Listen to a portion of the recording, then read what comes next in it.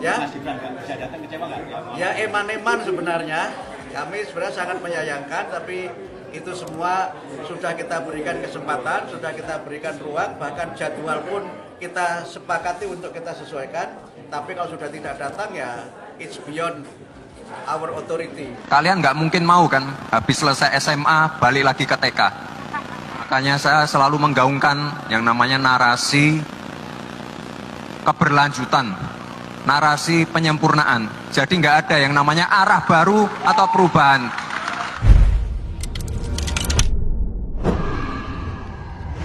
Assalamualaikum warahmatullahi wabarakatuh. Waalaikumsalam warahmatullahi wabarakatuh.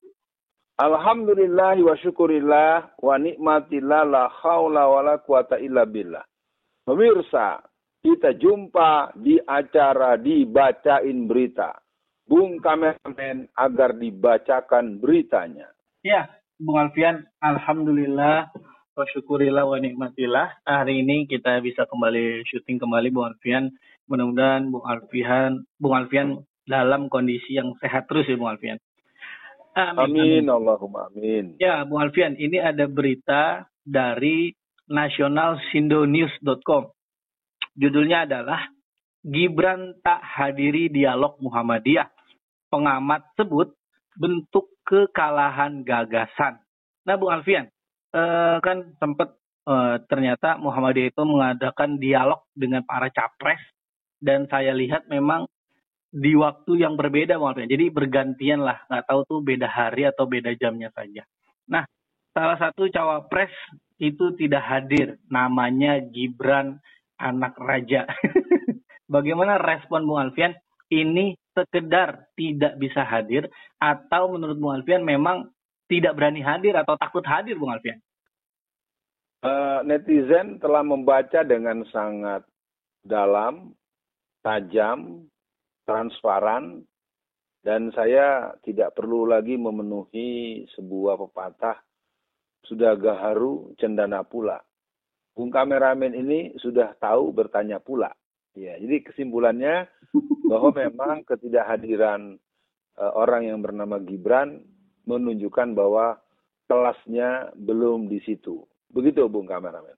Nah, iya Bung Alfian. Jadi memang karena kan menurut saya Muhammadiyah tanda kutip lah ingin menyidang mereka ya Bung Alfian, melihat kan bagaimana gagasan dari masing-masing capres dan cawapres. Karena kalau saya lihat Muhammadiyah pengen ngelihat Bung Alfian, ini capres sama cawapresnya punya isi apa enggak. Jadi tapi kalau Bung Alfian, apa yang Bung Alfian baca dari situasi warga Muhammadiyah Bung Alfian? Apakah mereka akhirnya semakin yakin dengan Anies atau akhirnya condong ke capres gemoy Bung Alfian? Saya melihat atau saya memahami karena saya lama ya berada dan sekarang masih berada dalam lingkungan keluarga besar Muhammadiyah. Muhammadiyah mah sifatnya menurut saya itu normatif aja. Kalau memang mau jadi presiden ya berpikir dalam skala kenegaraan, dalam skala nasional, dalam skala internasional, itu satu. Yang kedua, aspek mentalitas, mental leadership ya tidak ditampilkan oleh orang yang bernama Gibran dan dia secara mentalitas sebenarnya sedang mengalami sebuah mental stressing ya, mental pressure yang begitu kuat yang ini bukan kemauan dia, ini ada sesuatu dari luar dirinya yang memaksa dia untuk muncul sebagai salah satu calon wakil presiden. Nah, ini kembali kalau ditanyakan kepada Muhammadiyah, yang jelas Muhammadiyah sebagai sebuah kelembagaan organisasi yang banyak diisi oleh para intelektual, apalagi penyelenggaranya perguruan tinggi Muhammadiyah yang ada di berbagai daerah di Indonesia, lebih berangkat daripada sebuah hal yang normatif aja, standar normatif. Iya. Nggak ada apa-apa menurut saya mah.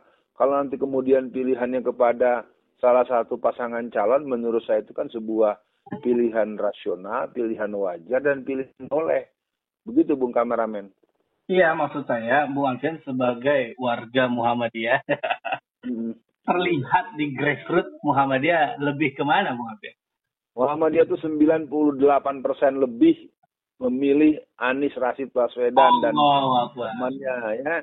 Jadi buat seluruh warga Muhammadiyah, kita ini tidak banyak cincong, nggak banyak maksa, nggak banyak nyolot, nggak banyak apa namanya, ya karena memang warga Muhammadiyah secara umum adalah komunitas yang rasional. Iya, iya. Rasional artinya akalnya dibimbing oleh wahyu, akalnya dibimbing oleh nilai-nilai kepatutan, norma-norma sosial yang ada. Jadi kelihatannya baik Muhammadiyah maupun NU, kalau saya lihat, apalagi Caimin berasal dari keluarga besar NU dan dia termasuk anak tokoh gitu kan. Nah, begitu Bung. Ya, Bung Alfian. Ternyata selain Gibran tidak hadir dalam dialog Muhammadiyah, ada berita lain yang diberitakan oleh Metro TV, Bung Alfian, bahwa tim Prabowo Gibran tak hadiri dialog mengenai HAM. Wah, ini kan unik nih Bung Alfian. Ada sesuatu kayaknya nih. Jadi Bung Alfian, ini kan sebetulnya tidak hadir, tidak menghadiri, mengeles. Ini kan teknik dasar seorang Jokowi hari ini, Bung Alfian. Jadi misalkan di demo, dia tiba-tiba ada acara di mana. Diajak dialog normal, tiba-tiba ada acara di mana. Nah ini kan saya khawatir, Bung Alfian, nauzubillah ya, kalau sampai Prabowo Gibran menang, mereka akan melanjutkan cara-cara Jokowi, bagaimana ngeles, bagaimana tidak, saya tidak tahu, bukan urusan saya, di demo kabur. Ini gelagat-gelagatnya saya lihat berpotensi ke sana, atau Bung Alfian punya pandangan lain? Saya menjawabnya dengan tegas, Bung Kameramen. Jangan sampai mereka menang. Jadi ini malang-malang puntung, rawe-rawe rantas. Jadi menurut hemat saya, posisi perbincangan kita sekitar 3 bulan menjelang hari pencoblosan adalah jangan sampai menang orang yang tidak akan mengurus negara ini untuk kepentingan rakyat dan negara. Jangan sampai menang orang yang berbuat hanya karena keinginan pihak eksternal, baik disebut dengan oligarki atau pihak eksternal yang bersifat negara lain. Jangan sampai menang orang-orang yang hanya mengandalkan otoritas represif menggunakan tangan-tangan kejam, dan artinya ini kata kuncinya adalah kembali bergerak para patriot-patriot Nusantara, dan kita telah membuktikan bahwa kita merdeka dengan darah dan air mata. Jadi pemilu kali ini perang melawan curang. Pemilu kali ini adalah perang untuk menang. Pemilu kali ini adalah perang bersama-sama dua sayap Garuda Islam, Muhammadiyah dan NU.